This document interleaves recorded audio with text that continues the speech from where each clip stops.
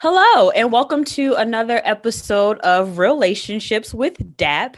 We are the Community Education and Outreach Team for the Domestic Abuse Project of Delaware County, also known as DAP. I am Nicole Powell, the Community Education Manager. Hi, everyone. My name is Veronica Lynch, and I am the Outreach Awareness Specialist. And we will be your hosts today as we learn and talk more about domestic violence in professional sports. It's time to get real. Every week. It's a part of the lifestyle now and the culture. So you all know who we are, but we have two amazing special guests with us today who we would like for them to introduce themselves. We'll start with Mr. Hightower. Hey, thanks a lot for inviting me for this opportunity. My name is Arthur Hightower. I'm the Senior Director of Player Engagement for the Los Angeles Chargers. This is my 17th season upcoming with the team. Prior to that, I worked at the NCAA and professional development services for like 3 years, and spent years before that being an academic counselor on campuses for student athletes at the University of Houston and University of Maine. So that's kind of like my path to where I am now. I'm excited to be here and discuss this topic of importance and just understanding what it is that our league is doing to eradicate DVSA. Awesome. Thank you.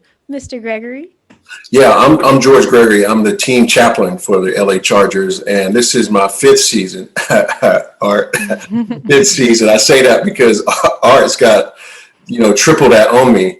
But yeah, I love to do what I do. In addition to being a chaplain, my wife and I have a resource for marriages called Journey for Life. We believe marriage is a journey and it should be for life. Outside of that, we're church planners in New York City, Veronica, for 10 years, right in the concrete jungle. And there, my wife also had her private practice in therapy. So we love this topic of helping others any way we can. Awesome. I mean, that both sounds really cool. It sounds like your education and careers have really led you, to this conversation today. So this is going to be really exciting for us. Yeah. We talk about the total wellness of the population that we work with. So absolutely. Perfect. Well, speaking of total wellness, how is domestic violence or healthy relationships rather viewed and discussed within professional sports in your experience? Well, we actually cover it each and every year. It's ongoing education that we do with the league, discussing that. What is a healthy relationship? What is a unhealthy relationship? As a matter of fact, it's funny that you mentioned that.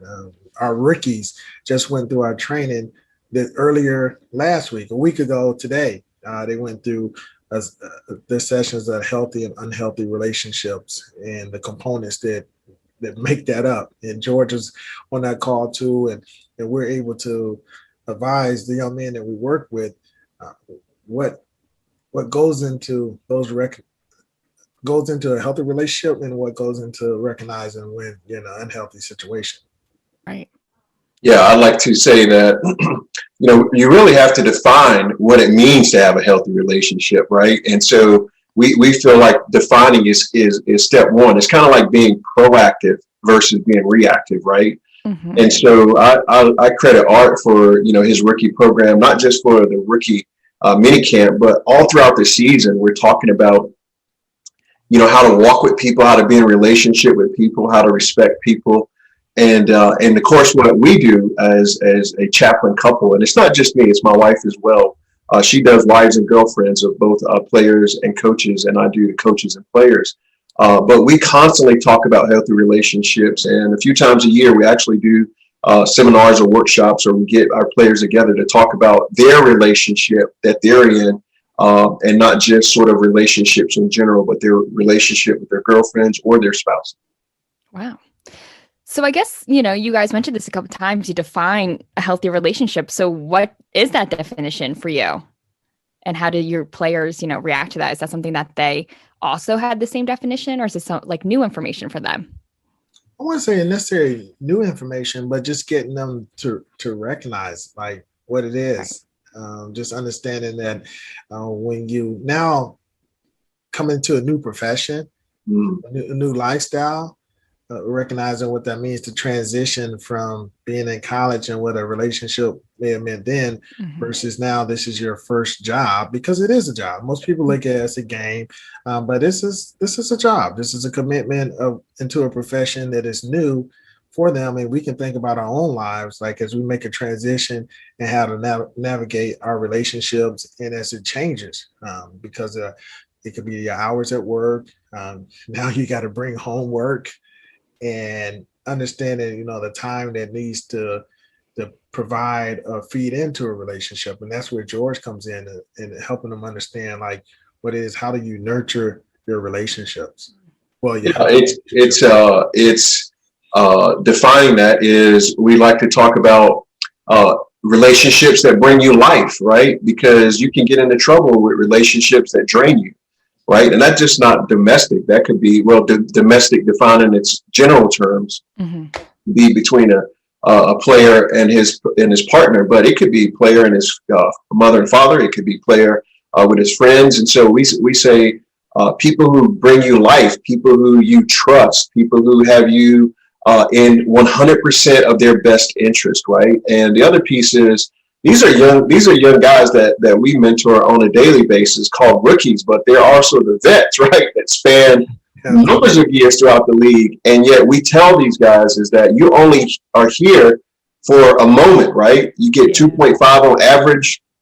Most of them will finish their career here and still have a lifelong happy life, right, to be a part of. And so your relationships within, not just NFL, but for your long-term life and sustainability, they're very, very, very important. Yeah, because, you're talking about how your ecosystems, change throughout.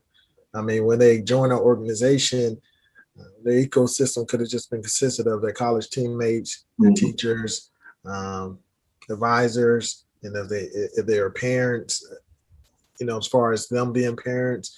And then now they branch out to this, your coaches, your financial advisor, your agent, and then us, who they're learning how to develop a sense of trust for. And then as they navigate life, as George mentioned, like, it's about life. They're going to transition out of this particular career field at one point. That's a given, right? So what tools can they take from the time they are with us that carries them on throughout their life? Wow. We love all of that, especially the light and relationships, right? So we strive to, again, educate individuals on not just the significant other partnerships or the intimate partnerships that one may experience regarding relationships, but also friendships and relationships with their parents, siblings, and again, like friends, associates, especially as a professional athlete. I'm sure that's an even more complex conversation. However, given that, so this is June, and in June, throughout the month of June, we like to highlight an engaging men campaign called #Hear Me Out. And a part of that is also encouraging males to speak up about their experience of being victimized by an unhealthy partner or relationship. So are your players privy to that? Are they aware that they too can be victimized by domestic violence, whether it be by the hands of a partner or, like you said, a parent or sibling or other loved one? Absolutely. Because society kind of has this thing like, it could be one way, right? But an unhealthy relationship is an unhealthy relationship, period. And just being able to go through and recognize what makes up those components, the most obvious is the physical, right? Then the financial restraints, it could be stuff of that nature, holding people or keeping them from their peer group or friend group, isolation. I think that's the better term for it. So them understanding that it does go both ways, or, for us, sometimes maybe recognize a situation where you could have a teammate, or for us, a player that is in a situation like that. So them recognizing that, and they do understand that. So it's just not one way. Yeah, the thing I like is when you can see the lights come on, right? And we're doing a lot over Zoom, but even when we're in person, to see, these kids are coming out at 22 years old. the rookies. And for us, that's my son's age, or at least it was a couple of years ago. But to see that some of them are bumping into this firsthand knowledge for the first time, right? Talking about your credit score, we talked about that. It's not just the name on their jersey on the back, right? It's the name that represents them in the community, right? And those relationships, not just spouse or girlfriend, but between all those interconnections are so important. And the ability to navigate those at this level is the highest, right? Because we teach them how to be professionals, right? Not just on the field, but unfortunately, they got to live as professionals 24 hours a day, because one blip can cause them tremendous amount of money and social collateral. Right. And you mentioned like financial abuse and, credit and everything. And that's something that even, we're working with people who are not famous athletes or anything, but that's still something that applies everywhere. I think, financial abuse occurs in 98% of domestic violence relationships, and that can be within the family or in an intimate partner relationship. So it's something, but it's also the least talked about form of domestic violence or power and control. So I like that you brought that up, and the fact that, these are careers on a grand scale here. Everyone's watching you, like you said, these things are going to be lasting forever. So the conversations, of course, are going to look a little different, but I really liked everything that you guys just highlighted, especially the terms isolation, all of that. It's just, you're doing our job for us. I love to see it. So yeah. That's like, what y'all talking about, Mm-hmm. No, this is what we educate our players. We're held to a very high standard. Like you mentioned, the public perception of athletes, they're famous, but deep down, it's just real people. Right. You could be standing behind in a grocery store. Some of you may recognize the more recognizable figures, but for most times you don't. But the education has to be strong. We're really held to a high standard. So we take our time, make sure that we cover all of this, and so that it's understood and those terms are recognized, so that sometimes you may find yourself in a situation that you do understand what it is.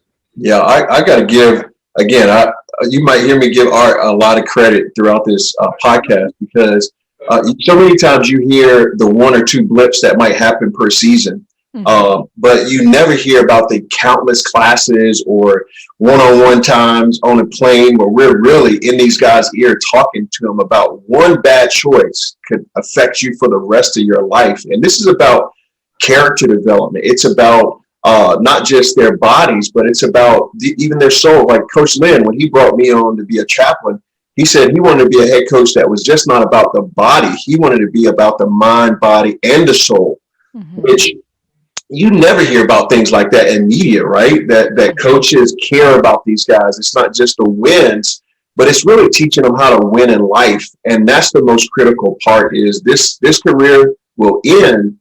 And yet there's so many times in media where their projections are about the here and now. And if they mess up now, it's for the rest of their life. And yet we've all messed up, right?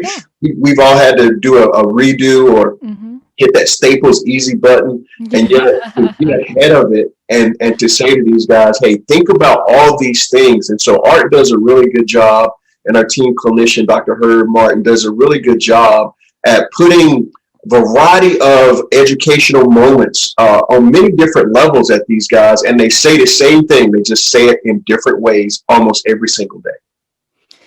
And can I ask, how did these classes begin? Is this a newer implementation, or is this something that has always been there? Because like you said, this is not something that's talked about. I didn't know that these classes even existed until we all met for the first time to discuss having the podcast. So I think I think it's very interesting. So how did that even get put into process? It's a league initiative. Each team has a head of player engagement in their role with their respective clubs. And we have some mandatory initiatives that we cover as far as financial education, total wellness, DBSA, and other factors that may come in that we think is pertinent for the learning of our players. So it's a league initiative, but it's put on by the teams. And, we develop how we want to do it. George mentioned Dr. Martin, Herb Martin. He's our team clinician, and we kind of see ourselves as a triad, right? Like a triton, how we go about making sure that we pour into the lives of our guys. Because George mentioned something that is very, very, very key. It's like a thought process that we have. Like he said, the mind, the body, the soul. Like we do a lot of maintenance right now, right? But I think our real fruits don't come until when they're out of the league, right? Mm-hmm. That's when we know where the real work has been able to show what we've done, like the planting and the tilling of the ground, what we're doing now, mm-hmm. right? So that's when it bears real fruit, when they're out of this profession and they're moving on with their families and they're transitioning, that they got what they needed out of this out of being around us. So. Mm-hmm. Yeah, so it highlights exactly what we do as a team mm-hmm. with prevention education, right? We want to prevent these things from happening, but unfortunately, sometimes they happen, hence why we're here together. And so what are the intervention processes or protocols or things that you all do to have these conversations to support your players who may experience these unhealthy relationships on either side of it? So like, how do you all intervene with the player, the team as a collective? Because I'm sure what impacts one player impacts the team. So, one band, one sound. So like, how do you all support the team, the player, and also the rest of the team's associates impacted by an unhealthy relationship, whether it be a partner or a family member or a loved one? Well, it's our evaluation and counseling services that you can voluntarily put yourself in if you find mm-hmm. yourself in a situation like that, or if you break the personal conduct policy, you're going to be put in anyway, right? So, but most of it, like you said, as far as preventative, that's what we look to do. We try to make sure that they find themselves and understand that the resources that they have available to be able to sit down through the counseling services, like through our EAP program. I mean, we have EAP as well. Your 4 visits for every issue that you may have as it relates to it for every family member. So that extends the visits out, allowing them to understand that is available for them. It's just a wealth of resources, right? That's where we put ourselves in a position to do. And it really comes to when we're talking about resources, just educating, because like we're equipping this like utility belt. Like, we view them as superheroes, right? But, we give them a different type of utility belt. We can't help them run, jump, or do anything like that, right? But what we can do is put on our life utility belt. Like when I'm running into this issue, oh man, that's something George said. Or if I can't remember, let me give him a call or something like this. Or I find myself in this unpredictable service. I mean, unpredictable situation. Let me give Dr. Martin a call, Arthur a call. So that's what we're doing. We're just building a utility belt of those life skills. Yeah, so I would summarize all that and say, right, it's the proactiveness as opposed to reactive. Like our guys from our team, they know they can come to anyone, but they definitely know they could come to myself, Arthur, and Dr. Herb, right? And that trifecta, right? It really helps because so Art can come in from the organizational, from a top-down approach. Me, I'm sort of a chap, so I come in from the bottom up, right? And I don't hardly talk to the guys about football unless they want to talk about it. My biggest question is, hey, how's your wife? How's your kids? Right? It's from that relationship angle, and you'd be surprised that some people will talk to Art, but they won't talk to me. Or some people will talk to me and they won't talk to Dr. Herb. But yet everybody has a good mixture of people that they could go to. And that's what we feel like, right? People don't care how much you know until they know how much you care. And there's something about the synergy and the approach, right? And again, I got to applaud Art because he's created this culture where it's not just about him and his role, but it's about how he allows others to help him out in his role. Because these players, let's face it, when you have 53 on the roster and 10 or 12 on the practice squad, you need more than one person or one set of eyes. You need multiple things. And whereas art comes from that official, like we're all husbands, we're all dads, we're all mentors, we're all, uncles. And so we treat our guys just like they're our son or our cousin or one of our family members. Why? Because they are. They're not just coming in the door 1 year, but we see them 15 or 20 years later. And to see them now with a kid, or to see their businesses flourishing, or to see some of them now struggling in life is somewhat heartbreaking, but yet they're not alone. We're together with them. And one thing, Veronica, Nicole, as well, like, the title of your show, like, let's get real, right? We're able to be real with our guys. Like, we're not just sitting up here on this pedestal. I mean, I've been married close to 25 years now, and George has been married somewhat the same. We understand the struggles of relationship. We raise kids. We've been sons. We understand all of it. So we're able to share personal experiences with them and giving them so they can look at us like, oh, okay, they really can relate to being in some way a situation like this, or understand how we navigate it. And then even just us being able to discuss it, how much that helps. So giving them a forum or a place where it can be discussed freely goes a long way. So it's not just harbored inside. Mm-hmm. And I gotta be honest, I'm shocked to how similar what you're saying is to us here at our agency and everything, because everything you're saying is exactly how Nicole and I feel. Education to me is one of the major forms of empowerment. How do we, feel good about ourselves, so that knowing what's out there to feel good about? And at DAP, we are functioning off of an empowerment model, and that's all through information and resources. Like, we're not here to make decisions for anyone. We're here to give you the information to make the best decision for yourself. And whether or not we're in a middle school or high school, college, universities, wherever we are in the community, we're providing that information so people can know too. Even if they don't want to come to our agency, we'll let you know what other agencies are around. Or even if you don't want to go to domestic violence place at all, we'll help you find, other options, and understanding that, we're here to help. And being real, right? Like, when we're with our middle schoolers, we make fun of ourselves because we know, like, we were in middle school too, and we're not in middle school now, and they're cooler than we are most of the time. So, just getting on their level and meeting them where they're at, and understanding that we're all learning together. We are not experts in that. People often refer to us as experts, but we're like, hey, we're learning. We're just trying to have a good time. That's it. Day by day. That's it. That's all. Yeah. And it kind of makes me a little jealous. I don't know about you, Veronica. Right.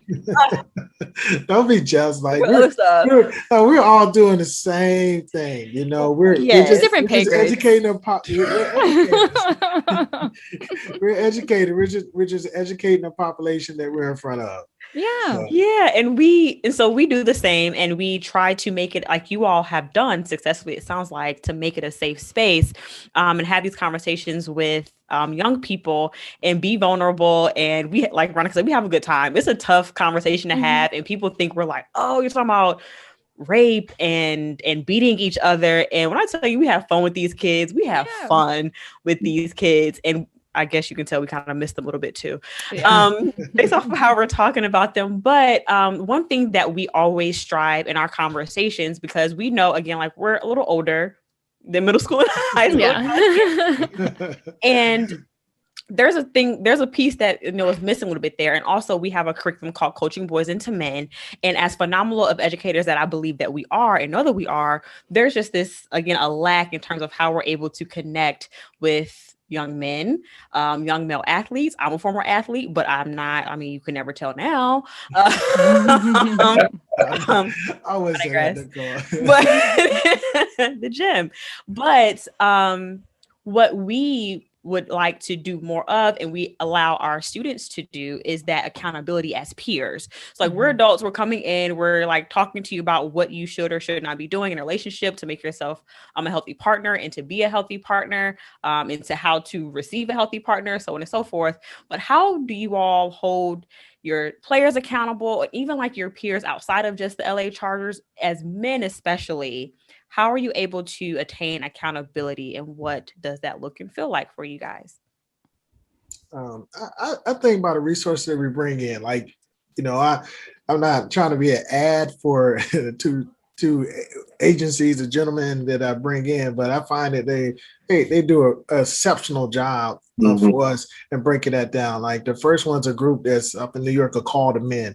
They break down those stereotypes. You know, men don't cry and all that kind of stuff to say, you know what, hey, it allows, you know, young men to understand like their feelings. Like, you know, just like we're taught not to feel certain things, but you know, I need to be able to say, like, I'm sad or I'm not feeling as confident today, and not necessarily be ridiculed for it, you know, be in a safe space and understanding those feelings, right? You know, we heard terms like the feeling wheel and all that kind of stuff. Yes. You know how that goes, right? And then the second individual, I have a gentleman bring in by the name of Alonzo Jones. He works at Arizona State University. He does a phenomenal job talking to our guys, breaking it down in their language and understanding it.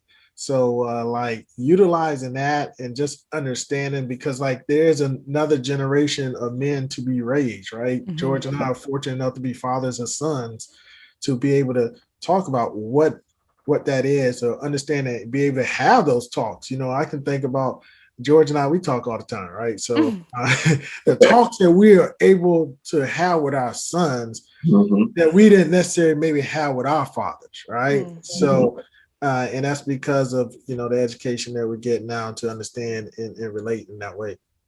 Yeah, to me, again, it's not the consequence of, oh, you did bad, now we have to sort of hold you accountable, right? It's the along the way conversations, right? And for me, really, again, as a pastor, right, to be invited to an NFL team, and I'm giddy every day. Why? It's because I try to teach principles, right? So I don't go around with the Bible every day, but most of everything I talked about is based off of something that I've learned from Scripture.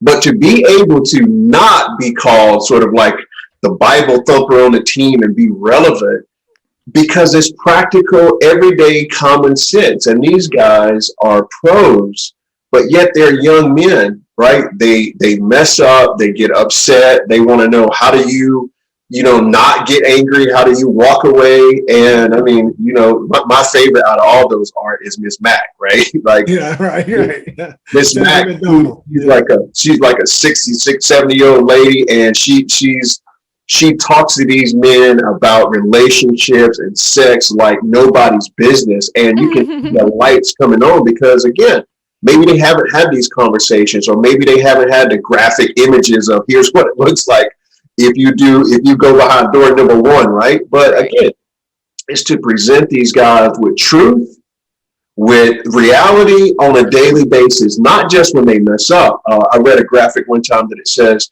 that you don't train a child in the electric chair, you start the training in a high chair. And so it's about the proactivity, not the reactivity.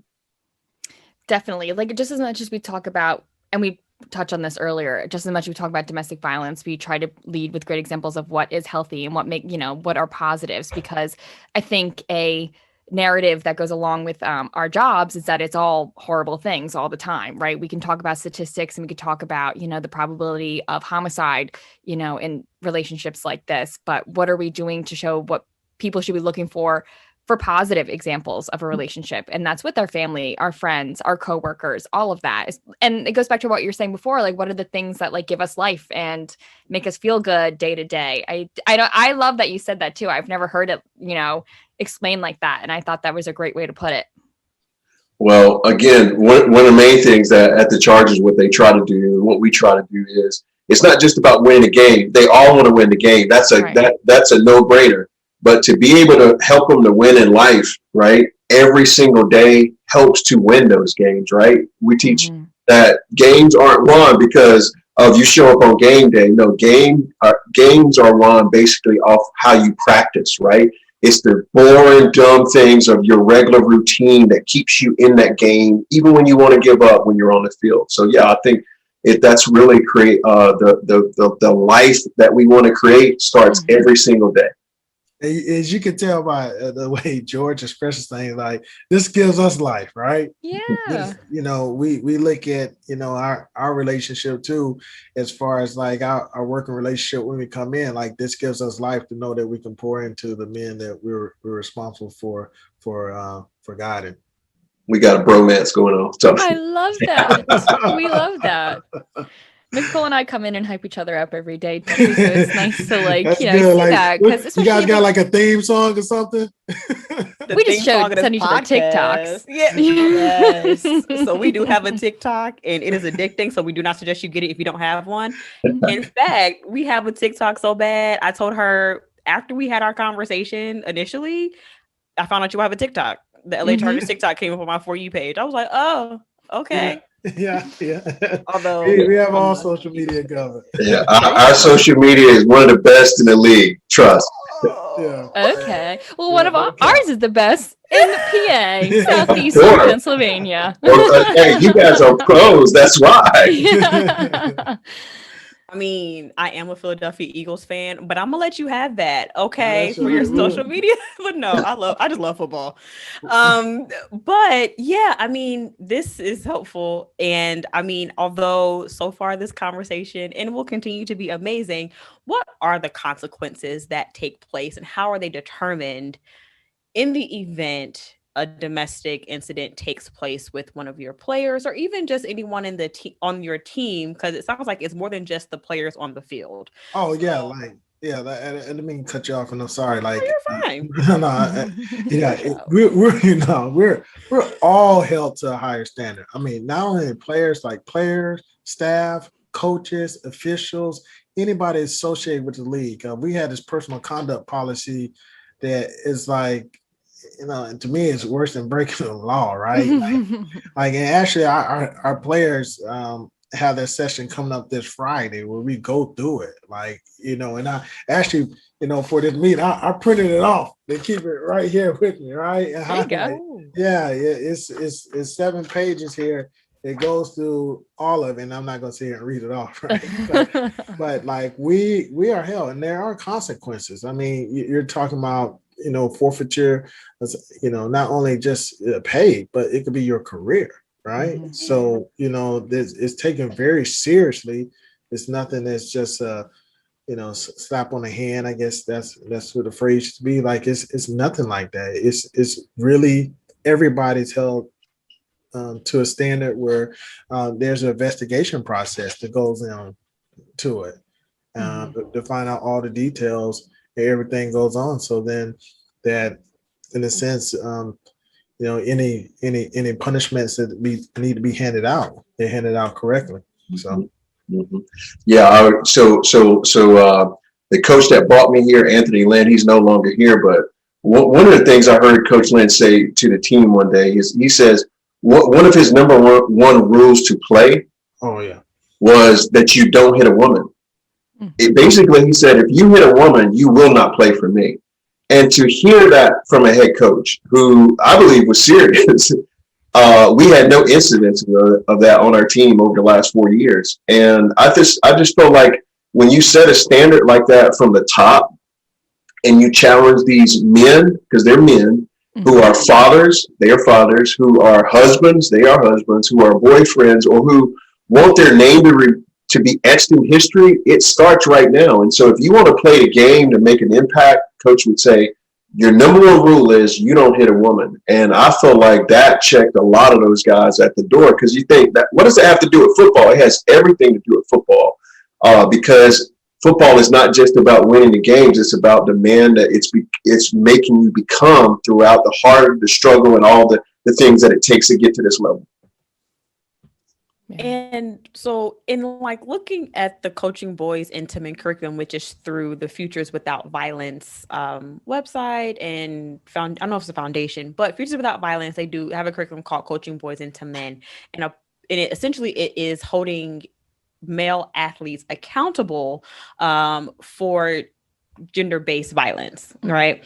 And for us, we are an inclusive team and agency, so we talk about it across the board, including LGBT, trans, queer relationships, and not just the physical piece of domestic violence or healthy relationships, but also verbal, right? And so how are the conversations, or how are we holding, or how the players and teams and the hold, I guess, the league as a family, you know, hold each other accountable in terms of even the language that's used around gender-based violence, or when incidents do occur, how are you regrouping thereafter to kind of have conversations to, I don't know, vent or just kind of gather each other to say, this is what happened, this is what not to do, how do we move forward, and how do we hold each other accountable to ensure this does not happen again or with us. Does that make sense? That was a lot. What I understood you to say, Nicole, is like, verbally, how are we being accountable towards each other in the language that we use, whether it's racially, gender, what type of words and language that we use, and that sometimes we may find in our songs, right? As a parent, that's what we say, like these lyrics that we find in our songs, and how they're not necessarily used in the workplace, right? It is something simple as little things around we can't play music like that in our building. So none of the ones with the horrible, the bad language in it, the ones that speak down on women, you can't have any of that type of music, in our building. Even how to refer to each other, right? And then even now in the league, you can get a penalty for saying something like that. You can get an unsportsmanlike penalty on the field for referring to somebody, just, I like to say, out of name, right? So love it. Yeah, the unfortunate thing is, as the many rules that you put in place, and we believe putting rules in place and consequences, you can't, some of this stuff, you can't legislate the humanity of people, right? And so one is, we know people are human. My divinity professor used to say this all the time: we're all crooked sticks trying to make straight lines, right? And so for us, it's the consistency of the message, but it's also the consistency of the brotherhood, right? To know that if you do get off course, we've got a realignment strategy for you, right? And that's not walking by yourself. That's not, sort of going out in media and trying to do it. No, the league provides you resources where you can. If you look at people who've totally messed up in the NFL, there's a way that if they choose to get back out there and do it the right way, there's so many avenues back on the highway. That's what I'm trying to say to you. I once heard a quote that says, bad fruit is only good fruit that wasn't picked in time. And so many times we like to talk about the bad fruit, but it's the proactivity of the good fruit, how you nurture that in conversations and in esteeming each other, and how you respect and respond to one another. That's a team culture that has to be built. So it's the Chargers team. Everybody's made up of positions, teams, and individual families, and down to each player. But yet it goes right back up to say, you're not on a team by yourself. Everyone benefits from what you bring, but we also can lose by what you bring as well. Wow. I love that. Me too. Especially because when we're in groups and everything with our middle, it keeps coming back to middle schoolers because they are my favorite. But we know when we're in groups, we like to remind them, like, this is what we have at this time. So if someone is going through something, or you see your friend acting in a way that, we don't like, how do we sit down and have that conversation with them as a friend? Because a lot of times when we're talking with them, they like to bring up, they're like, well, if my friend's dating this person and they're treating them badly and they don't listen to me, then, why would I be friends with them? We're like, okay, so what's your goal here? And they come back with, well, I show tough love. And so we have to break that down too. They were like, well, love shouldn't be tough, right? It has to, we're loving people. So what is the difference between you telling a person what to do and expecting them to listen versus their partner doing that or their family member doing that? We have to think of, like, what are our intentions with everything that we do, and how do we support our friends with empathy and intention, and be there for them throughout, their mistakes, and, even because we'd want them to be there for us when we make mistakes too. Absolutely. Yep. Yeah. And I think you all have definitely set the stage for what the culture is and the expectation and standards are for everyone associated with the Los Angeles Chargers, not just the players that play on the field and put on the pads and helmets, but everyone. associated, it also in terms of like safety planning. So again, in the unfortunate event something happens, unfortunately that has not been the case for your team. However, maybe other teams you could probably address this, but what does safety planning look like for a player, for the team, for the partner, or whomever the victim may be? Because one of the safety planning options we tend to provide is to the community is communicating, if comfortable and confident enough, with your employer to say, hey, if you see this person on the premises, implement this safety plan, whether it be to call law enforcement or to call someone else or to have someone walk you to your car, so on and so forth. So what would that look like for a player? Nicole, I don't have the exact policy right in front of me, but there is an implementation, and we do have one in place, and that involves the fourth part of this group here, our director of security, Bill Stetson. If it gets to a point of something like that, where either you may have to show up to the home to remove whatever party, and in this sense, our party being the staff employee, whoever it is, player, staff employee, whoever, out of the home and separate them to whatever comes next as far as the law and everything like that. But like as far as safety in the building, it's like, okay, if X shows up, don't allow them in the building, which our building is pretty secure anyway. You have to have a security code. We got a front desk, all that kind of stuff. So that NFL money, we know. Well, I wouldn't necessarily say it's always NFL money, but it's just how the building is set up. So it's not easily accessible like that for anyone just necessarily come in that way. Not to say that it couldn't be done. I mean, obviously we've had all kind of violent situations in our country to know that things can be done unexpectedly, right? So but other than that, we do have something in place, and that'll probably be something that our director of security, he could probably just breeze through it, right? So. Yeah, well, here's an unofficial protocol. I mean, I'm sure the same is true for Art, but I mean, we both most likely have gone to these players in the middle of the night to help them in whatever breakdown, whatever way that they need help. Again, it's not just about do everything the right way. It's, hey, what's going on when? I tell my guys, we have a Catholic priest that does mass, but I tell them I'm not a Catholic priest. I don't need a confession, meaning, hey, Father, I've sinned, right?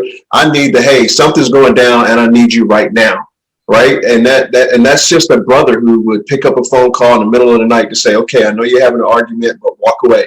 Or can you go and stay with someone else? Or, hey, can I come pick you up? Or things of that nature. And so there's so many resources, right, that we can help these guys out with. And for me as a dad, I love to be able to be a part of an organization who helps these young men not just correct them, but to give them that resource and direction to say, here's the way to go, walk ye in. Yeah, I know when we have conversations, high schoolers are my favorite. Yeah. And some of the students, they're just like, well, how do you just walk away? Or where else can I let this anger go? And I'm like, let's talk about it. Do you play a sport? I mean, of course, that's easy. Sure. Do you play a sport? Their thing is, well, I'm punch a wall. And oh my word, when we had that conversation about, oh, your partner punches a wall during your argument, is that a red flag? They're like, well, who paying for the wall?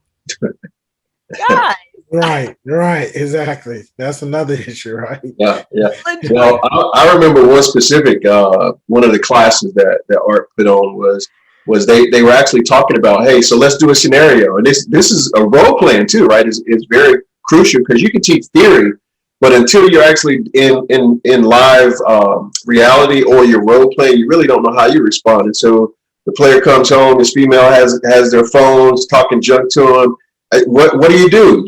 Some of our guys say, hey, man, I'm going to get that phone. She said, walk away. You don't need that phone. You can buy yourself a new phone. Or what do you do in a restaurant when some guy's drunk and he's trying to provoke you? Do you get your macho, I'm going to whip your behind? Or do you say, you know what, I'm going to live to play another day? Because there are people that's out there that's trying to bait these guys into those reactions, right, that are negative, as opposed to, guys like Art, myself, and Dr. Martin. We really try to teach these guys, hey, think about everything that you do, because one bad choice could haunt you for the rest of your life. Right. And those skills definitely take practice too. Yeah. You know, and having, giving ourselves some grace when we might slip up a little bit, in our day-to-day life as well. But it definitely, walking away is not easy for a lot of people. So it's definitely a skill that we make fun of some of the things that kids say because they also don't always know what they're saying. And we're like, okay, I see where you're going with this. We just skipped a couple of steps, but it's great to see that these things are still talked about with adults too, because I think a lot of time people feel set in their ways. Once they've reached a certain age, they feel as if well, if it's worked for me this long, then I guess this is how it should be. So it's nice to see that, growth and learning and education are, always encouraged within the league too, because that's something that's very important values to Nicole and I. So it's great to see that outside of agencies just like ours. Yeah, I think the more we can role play, it kind of sends up that alert when you're in that situation that, not that you want to feel familiar, but it's like, I've been through this before. Okay, now let me put this tool in place to be able to handle this maybe differently than maybe I would have before, or just know what to equip yourself to be able to deal with that situation. Yeah. And Arthur say this, he'll attest to this too. He'll affirm this, that some players, we got to spend more time with them, right? It's not just walking to the office and saying, hey, how you doing? And they say, I'm fine. No, we're going to walk you to your locker today. We're going to make sure we call you after practice, because if you had a bad practice, sometimes you can have a bad night. But that's about really, again, the people surrounding you. Mm-hmm. And we teach them this. We taught them this week, is that the people surrounding you are very important. And if you don't have people that are there to protect you, you could have people out there to get you. And they've got to know the difference between the two. That's dope and hard at the same time. Because we work with kids ages 11 through 18 and older. And granted, their psyche at that time is extremely short-sighted. Mm-hmm. Right. And we go through one of an exercise called deal breakers, and they make 3 decisions, either to no big deal, stay and talk, or deal breaker. And we go through these scenarios, and like you said, a light might go off, and I'm like, yo, I've been in this. I've been in a situation where my partner is blowing my phone up. Mm-hmm. And I'm just like, well, their response is an emergency. Maybe they're trying to, you stop it. It's not an emergency. And they're legitimately just trying to control what you're doing, who you're with, and some, right? And so if you all ever want some help in terms of doing role plays and scenarios around domestic violence, just give us a call. You have our email, okay? Yes. We love also, I hear that. We love to support. But in addition to that, are there any challenges that you all experience with having these conversations and guiding them? I'm sure it's not an easy process with guiding a group of young men and older men through life in general. But what challenges do you face specifically as it relates to conversations around healthy and unhealthy relationships? Nicole, I think the biggest challenge we face, Nicole and Veronica, sometimes it's just because we're just coming together as a group of guys, being able to be open and vulnerable with one another if you had to share something. So there's a lot of respect that goes when you first meet each other, but the development of trust, when that happens. So I would say that's probably the most challenging thing that we face. But once you get past that, it's a free-flowing conversation. But initially, I would say that's the most challenging thing. What about you, George? Yeah, it's like the onion, right? You never know what you're working with. You start peeling those layers back. You're like, wow, that's deep. Okay, that's okay. So we like to see these athletes as put together. They're ready for the field. They're ready for life. But the unfortunate thing is, man, some people are broken. And that's the part that just tears you apart, right? To see, wow, you can run fast and you can hit, but you're a complex individual. And it could be because of their past. It could be because of their mother and father, their relation. It could be because of abuse or molestation. It could be, it's a host, a multiplicity of things. And yet that's the beauty of just being able to sit and to sometimes not have an answer, and sometimes to, as men, cry and say, you know what, we don't know what the heck the answer is, but as long as we're trying to figure this out together. I love when people come to me in chapel or Bible study and they say, so what does God say about this? And I say, I don't know. And they say, what do you mean you don't know? You're supposed to know everything. And I said, no, I never told you that. But what we'll do, how about this? Let me go back and research, and let's research together so we'll come back wise, because when you're dealing with humanity and people's mess, sometimes we don't like the cesspool that we look into. And yet we are the agents who can sit and look and say, you know what, that stinks, but you can smell better or you can do better. Why? It's because that one incident that has led to a lot of wrong things in your life, we can get that right, maybe through therapy, maybe through professional help, or maybe it's just through people telling you you're going to live to shoot, or you're going to live to see another day. You're going to live to play another game. I love both of your responses. That was everything. I wasn't just going to take down a few notes. Right. Thank you for hey, we need this podcast, by the way. Art and I just we just signed a deal to write a book right now. There you go. Listen, all these like quotes. I mean, we thought we were witty, and now come back here, it's just like being humbled. No, we just added to the value of the podcast, what you do in the area. I mean, any way we can support what it is that you're doing. That's why we were glad to take the time out of our day to make sure that we did it. Yay. I mean, that kind of answers like the next question that we have is like collaboration with domestic violence agencies. Is this something that you do often, or what would that look like for you as professionals, but also I guess the league? I think every team has their opportunity to collaborate with who they would like to in a local area, obviously, because that's their community, right? That's where they're more visible in the way they want to handle it, or you can use some of the league resources that come in. We've been unique in situations. I've been with a team, like I mentioned earlier, this is my 17th season upcoming with the team. So I made a transition from San Diego to Los Angeles. When I was in San Diego, we used to take our rookie class down to the women's shelter, right? So obviously, sign all the paperwork that goes along with that, and just get a really let's keep it real situation and look at it, right? So in here, we just do it in different ways in our conversation. So we just make sure that it's genuine in our approach, so they really get the message and they really understand it. Because sometimes, like George mentioned, some guys are from broken situations. So we can't just go and do that. We may need to have a conversation, because it may be troubling for somebody. They could have came out of a situation like that. And we need to know and be able to respect that. And that's what I don't want to toot my own horn, right? But go ahead. No, toot it, bro. Right. I looked at Coach Lynn a number of years ago. I said, I don't even know if you know what you have, right? Because most people think, okay, Chaplain only talks about Bible. It's like, no. My wife helps me. She's a professional therapist, right?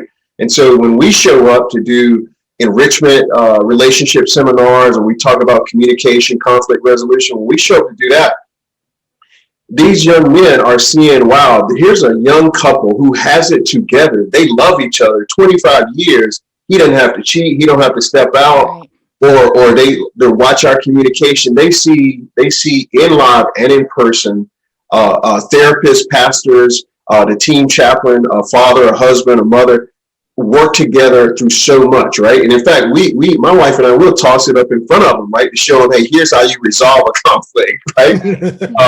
Because some of them, they don't know how to respond, right? They never had a perfect, not a perfect, but they've not had a good example of what a healthy marriage is, or what a healthy relationship is, or God forbid, if they come out of college like I came out of college, or at least entered in college, was I thought I was God's gift to women, right? And so, no, it's not about that. When your relationship, we teach, if you want it your way, you got to go to Burger King. And so there's so much when you can get not just resources on the team, but resources that support the team, right? I'm a part of the support staff. That's the beauty, that you don't have to have everything. You create those partnerships, and you always get what you don't have, or where your strengths are. not up to par, you surround yourself with people who can help fill in the gaps. I love it. I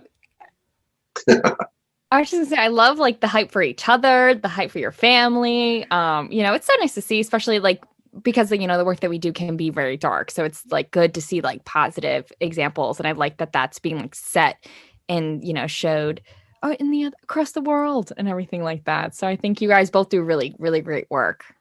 Well, thank you. We appreciate it. Yeah, absolutely.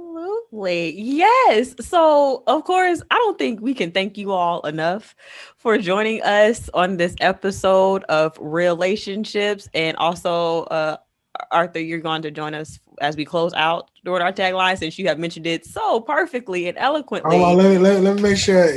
Is it be real or let's get real? What is it? We'll let you know when we get there in a few seconds. But is there anything you want to leave with our listeners before we close out?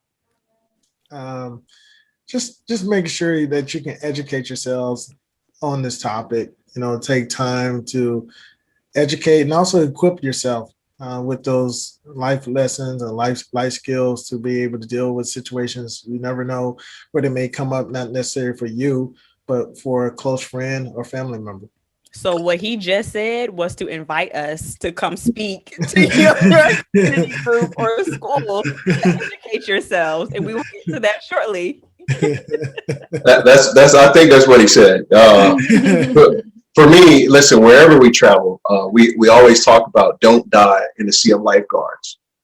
There's so much help out here. There's so much. If most people drown because they simply don't call out or they don't raise their hand. They don't want to draw attention to themselves. But there's so many resources out there that I just beg of your listeners that if you are out there and that anger is a big part of how you respond, or you ball your fists up a lot, you got to get the help you need. Just simply figure out where to go. And this is a great show, podcast. A number of resources have been mentioned, but there's so much help out here. We've just got to humble ourselves to say, hey, we need help. Well said. Absolutely. And to kind of like segue off that, we do have a 24/7 hotline. That number is 610-565-4590. And anybody can call us at any time of day. If you are, experiencing domestic violence in your life, someone who's experiencing it, or maybe, like you said, you are somebody who you've noticed these behaviors and patterns in your life, and you want to know what you can do to, better yourself, we can always point you in the direction of resources that are local, or, wherever you are, we'll Google it for you, and help you find them. So no matter what stage you're in, if you're experiencing the abuse right then and there, or it's happened years ago and you just want to talk about it, we're always here for you. So that number again is 610-565-4590. And you can also find us on all social media at DAP Delco, and find all these other resources. We've been doing Facebook Lives for like a year now. We've done this podcast a few months. So we've covered so many topics about everything relationship wise. And, there isn't anything that we don't love to talk about. So, listen. Is there anything we don't love to talk about? We talk about everything. You gotta think about what is off limits, though. Just curious. Not just for like, bored and things like that. What did we get ourselves into? Right. Again, we thank you all so much, more than you know. We are so excited for what's to come, and we hope this is not the last time that we're able to work with you all. Mm-hmm. If you know anybody that works for the Philadelphia Eagles, just let us know. Not for tickets' sake. We'll do for the type of work that you do. You guys to be an awesome resource in that metropolitan area. So, absolutely. Hey, all right. They probably don't even know the new head coach was a coach with the Chargers. So yeah, we do. Yeah, he was our wide receivers coach and quarterbacks coach. I should know that. That's a bad fan move on my part. But that's even better. We're in there, Veronica. We got work to do, ma'am. All right. So, okay, as we close, our tagline is don't forget to keep it real. So you're going to be ready to say it in like 5 seconds? Oh, yeah. All right. Thank you again for joining us. And don't forget to keep it real. Yay! Awesome.